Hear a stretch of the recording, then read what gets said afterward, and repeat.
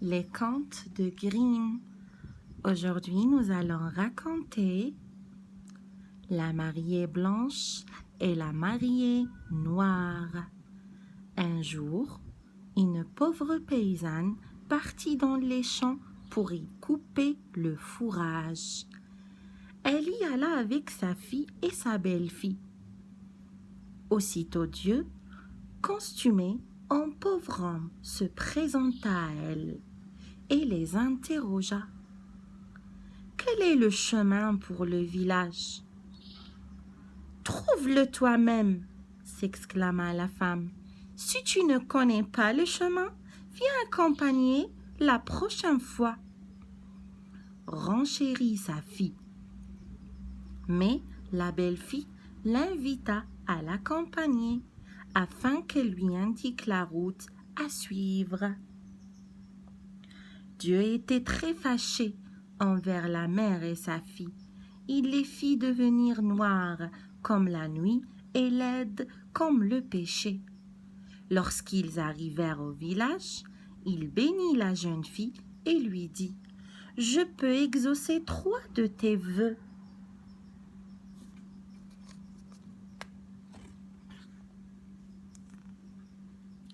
La jeune fille désira être belle et pure, ce qu'elle devint, telle une belle journée de soleil.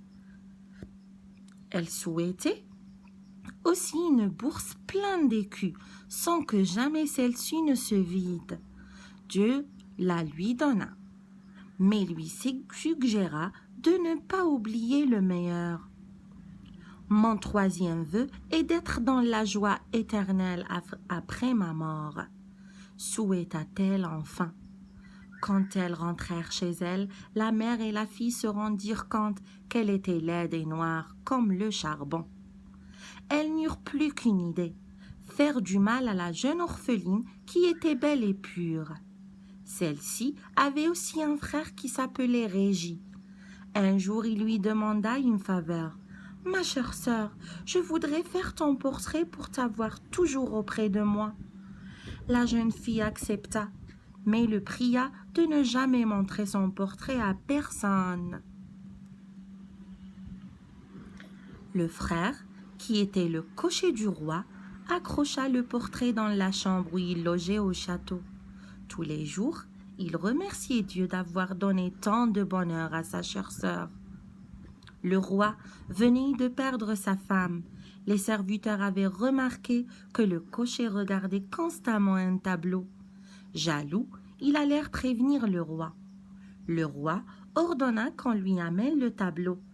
Il fut stupéfié en voyant le portrait de la jeune fille qui ressemblait étonnamment à sa défunte femme. Il en tomba éperdument amoureux et demanda à voir le cocher pour savoir qui était cette jolie jeune fille. « Sire, c'est ma sœur.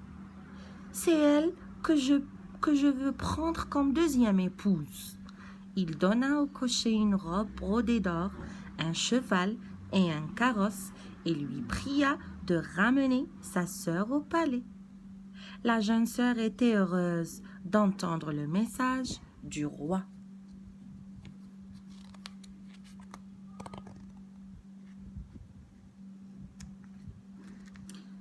Pourtant, quand elles apprirent la nouvelle, la mère et sa vilaine fille devinrent terriblement jalouses et manquèrent de devenir encore plus noires.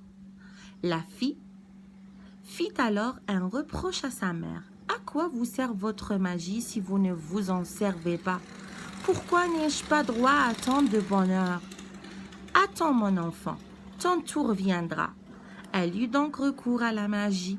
Dès que son sort fut lancé, le cocher devint à moitié aveugle et la mariée blanche à moitié sourde. Les 3 femmes montèrent dans la carrosse tandis que Régis alla s'installer sur le siège du cocher. Ils se mirent en route. Peu après, Régis donna un conseil à sa sœur.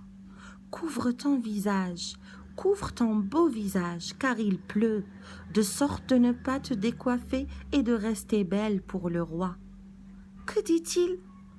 Il dit que tu dois enlever ta robe d'or et la donner à ta sœur, dit la méchante femme.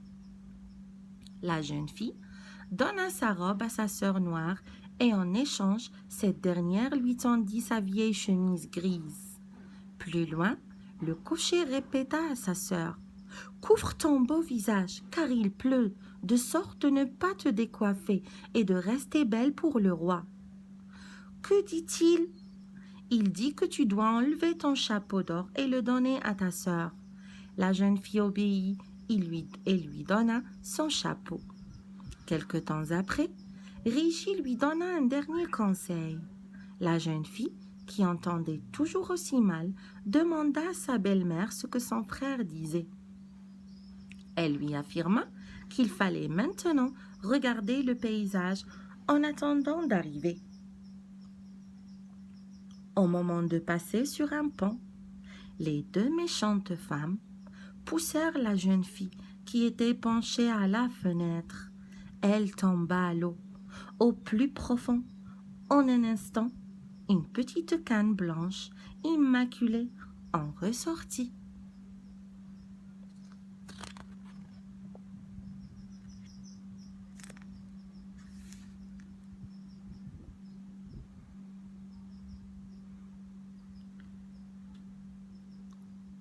Le jeune frère n'avait pas remarqué la supercherie.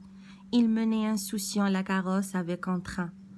Or, quand le roi vit la laideur de la mariée, il devint fou de rage et ordonna que l'on jette le cocher dans la fosse aux serpents.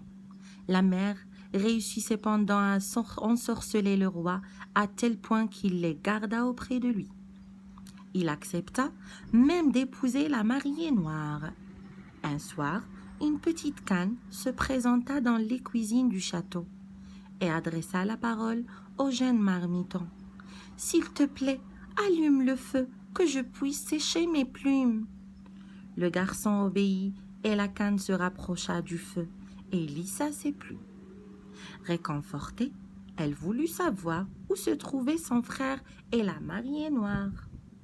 Le marmiton répondit: « En prison, parmi les serpents. » Elle, alors que le marié noir se fait une joie d'être dans les bras du roi. La jeune canne partit après avoir fait appel à Dieu. Le lendemain soir, elle revint et posa les mêmes questions. La troisième nuit également, le marmiton accepta alors de l'aider et alla tout raconter au roi. Celui-ci se rendit lui-même dans la cuisine. Dès qu'il vit la canne, il lui transperça la gorge d'un coup d'épée. Tout d'un coup, la canne redevint la belle jeune fille du tableau. Le roi, en voyant sa bien-aimée, ordonna qu'on aille lui chercher une robe et qu'on l'en vêtit. La jeune fille raconta tout ce qu'avaient fait les deux femmes, mais pria qu'on libère d'abord son jeune frère.